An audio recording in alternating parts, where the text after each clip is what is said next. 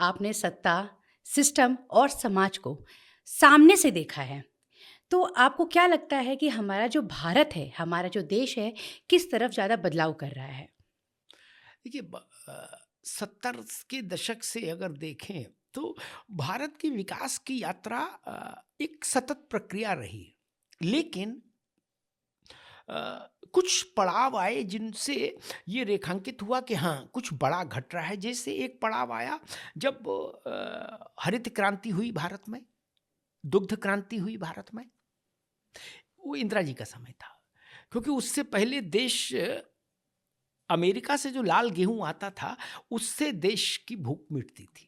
भारत उतना गेहूँ पैदा नहीं कर पाता था कि अपने लोगों को पेट भर खाना दे पाए।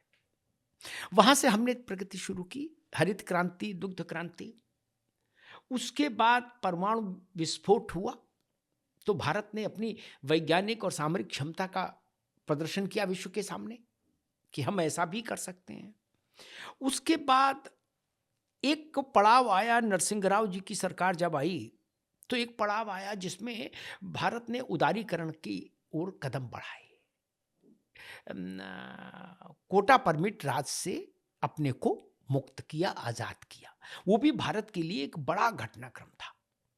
खुली अर्थव्यवस्था जिसको हम लोग कहते हैं, जिसमें मनमोहन सिंह जी वित्त मंत्री थे और नरसिंह राव प्रधानमंत्री थे। तो उस जोड़ी ने भारत को एक आर्थिक दृष्टि से एक नए युग में प्रवेश कराया।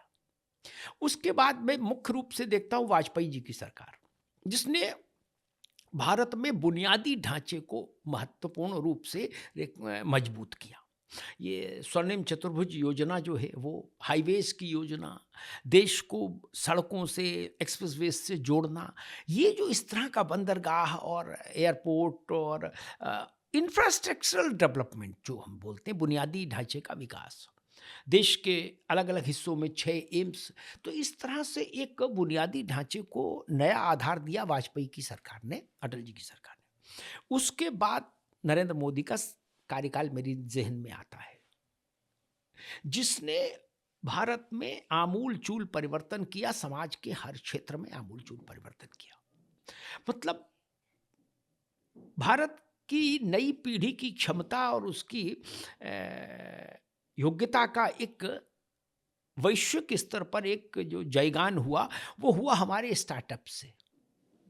दुनिया चमत्कृत हो गई कि भारत में इतनी योग्यता है। ऐसे-ऐसे स्टार्टअप हो रहे हैं। हमने वैज्ञानिक क्षेत्र में हम चंद्रमा तक पहुँचे, दक्षिण पोल पर पहुँचे, साउथ पोल पर चंद्रमा में।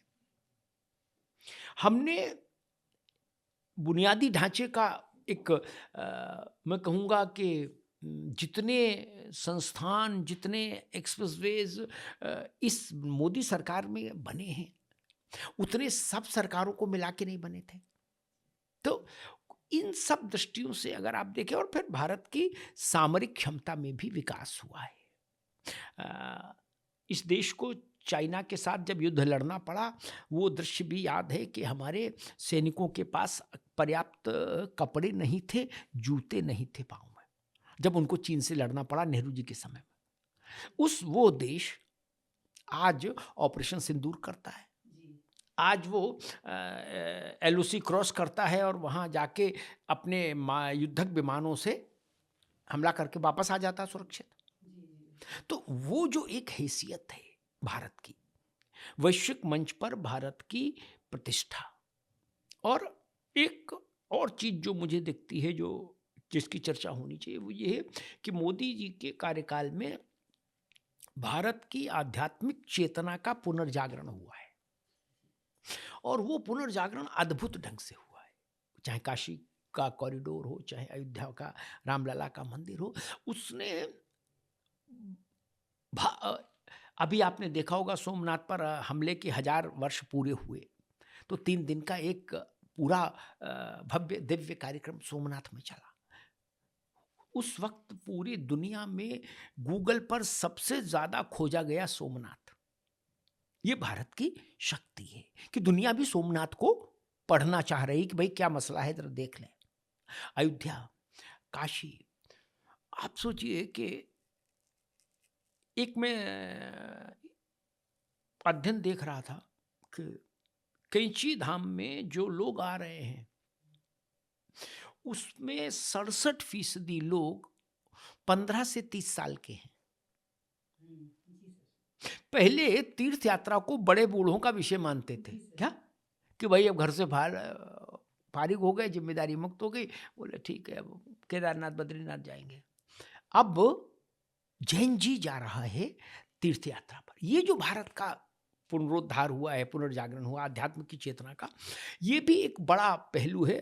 और ये इसलिए ज़रूरी था क्योंकि इससे हमारे मनोबल में वृद्धि होती है। गुलामी के चिन्ह या आक्रमण के चिन्ह किसी भी देश के मनोबल को कमज़ोर करते हैं। तो जब वो हटते हैं तो मनोबल बढ़ता है, और मनोबल बढ़ता है तो आप बहुत सारी लड़ाई वैसे ही जीत लेते हैं। जी। जी।